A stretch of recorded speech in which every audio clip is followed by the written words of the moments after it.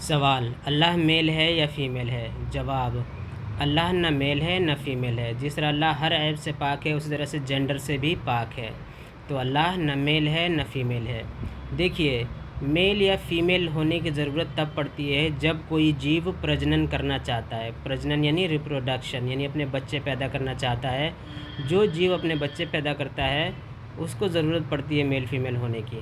جیسے انسان میں میل فیمیل رہے گا تبھی بچہ پیدا ہوگا، ورنہ نہیں ہوگا۔ اسی طرح سے کئی جیو ہیں، لیکن ایسا نہیں ہے کہ ہر جیو ہی ایسا ہے کہ میل فیمیل دونوں کی ضرورت پڑتی ہے۔ کئی ایسے ہیں جو یونی سیلولر آرگنزمس ہیں، ایک کوشکیے جیو ہیں۔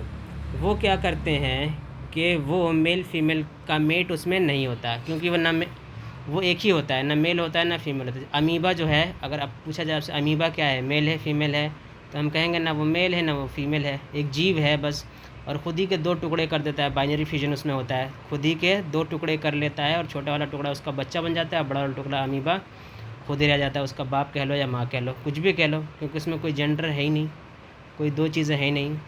لیکن جو پلانٹس وغیرہ ہوتے ہیں اس میں ہوتے ہیں، میل فیمیل دونوں ہوتے ہیں۔ پھول کے اندر ہوتے ہیں اسٹامن اور پسٹل دونوں میل فیمیل ہوتے ہیں، دونوں مل کے ریپروڈیوس کرتے ہیں۔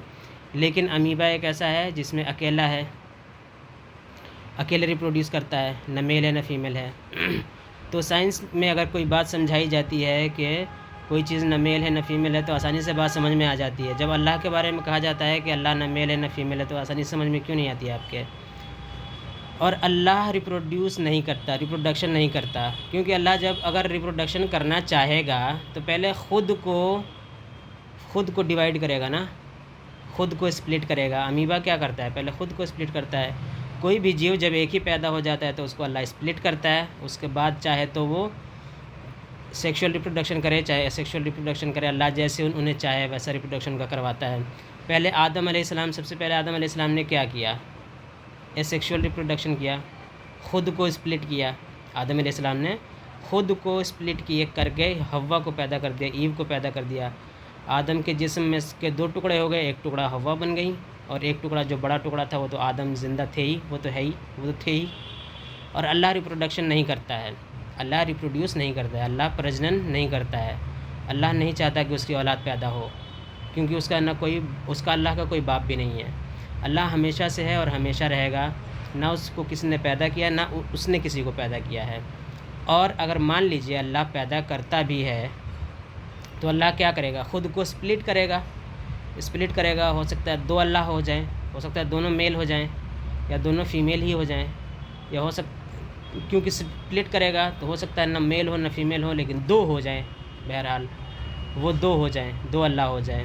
اور دو اللہ ہونا پاسبل نہیں، کیونکہ اللہ اگر مان لیجیے دو ہو جاتا ہے تو اللہ عاجز ہو جائے گا۔ عاجز کیسے ہو جائے گا؟ مان لیجیے دو اللہ ہیں، ایک اللہ کی اچھا ہوئی کہ بارش کی جائے، دوسرے اللہ کی اچھا نہیں ہے کہ بارش ہو، تو ایک اللہ کو اپنی اچھا تیاگنی پڑے گی، اور اللہ کی اچھا تیاگنا مطلب وہ اللہ نہیں ہے۔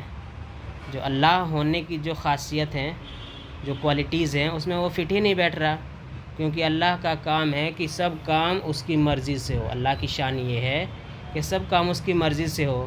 اگر اللہ اسپلٹ کر لے گا، اپنی اولاد کر لے گا، دو ہو جائے گا، اللہ کی اولاد کوئی ہو جائے گا، یا اللہ خود کو میل اور فیمیل دو میں تبدیل کر لے گا، تو اللہ کیسے رہے گا؟